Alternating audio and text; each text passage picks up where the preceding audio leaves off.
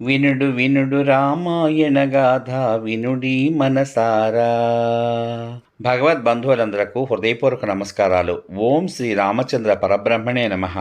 శ్రీరామ రామ రామేతి రమే రామే మనోరమే సహస్రనామ తత్తుల్యం రామనామ వరాననే. శ్రీ వాల్మీకి రామాయణం బాలకాండం 24వ సర్గ ఎందలి 1వ శ్లోకం నుండి 32వ శ్లోకం వరకు గల అన్ని శ్లోకముల యొక్క వచన భావ సారాన్ని కూడా తాటకను చంపుమని విశ్వామిత్రుడు రాముని ఆదేశించుట అనే కథగా విందాం. రామలక్ష్మణులు పవిత్రమైన ప్రాతకాలమునందు ప్రాతకాల కృత్యాలు తీర్చుకున్నారు. ప్రయాణానికి సిద్ధంగా ఉన్న విశ్వామిత్రుడు బయలుదేరి ముందు నడువగా ఆ సోదరులు ఆయనను అనుసరించి గంగానదీ తీరం చేరారు. తీవ్ర తపశ్చర్య గల మహాత్ములైన ఆ మునులందరూ కూడా మంగళకరమైన నావను ఒకదానిని తీసుకుని వచ్చి విశ్వామిత్రునితో, రామలక్ష్మణులను వెంటబెట్టుకుని నీవు నావను అధిరోహింపుము, సులభంగా కాల విలంబము జరగకుండా ప్రయాణం చెయ్యండి అని పలికారు. విశ్వామిత్రుడు అలాగే అని చెప్పి ఆ ఋషీశ్వరులను పూజించి రామలక్ష్మణులతో గంగానదిని దాటాడు. నదీ మధ్యమం చేరిన పిమ్మట రామలక్ష్మణులు మిక్కిలి వేగం చేత వృద్ధి పొందింపబడిన ఒక శబ్దాన్ని విన్నారు. నదీ మధ్యమంలో రాముడు విశ్వామిత్రుని నీరు బ్రద్దలవుతున్నట్లు గంభీరమైన ధ్వని వస్తున్నది, ఇది ఏమి అని ప్రశ్నించాడు. వేడుకతో కూడిన రాముని ప్రశ్నను విని విశ్వామిత్రుడు ఆ శబ్దం ఎందుకు వస్తోందో విశదీకరించాడు. రామ, బ్రహ్మదేవుడి కైలాస పర్వతంపై తన మనస్సంకల్ప మాత్రం చేత ఒక సరస్సును నిర్మించాడు.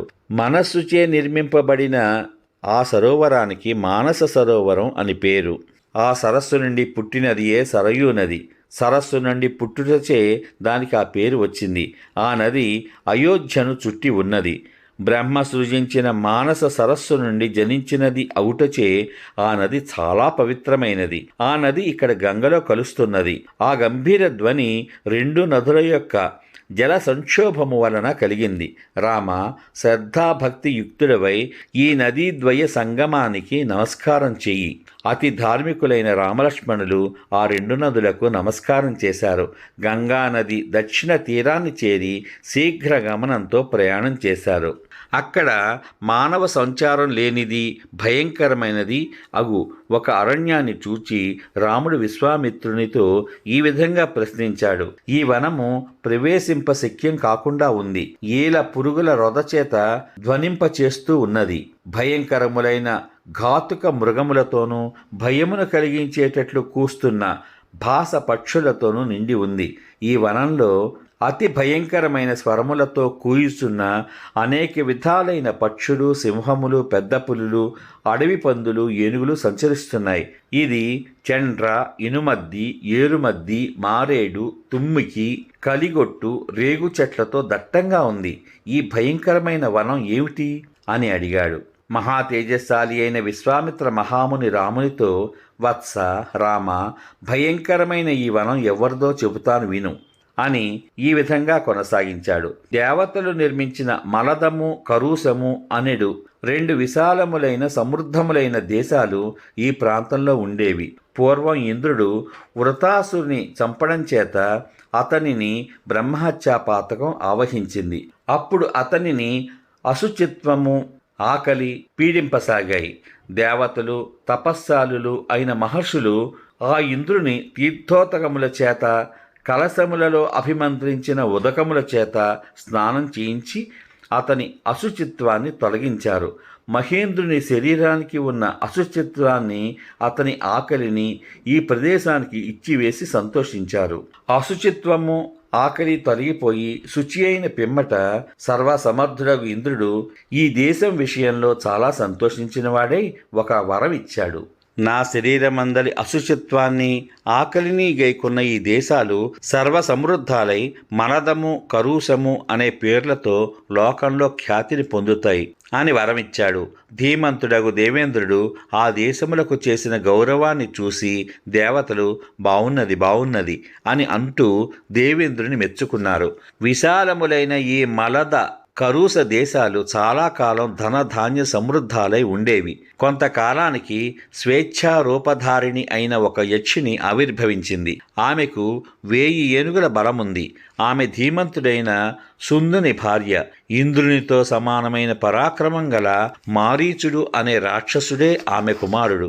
ఆ మారీచుని బాహువులు బలిసి ఉన్నాయి.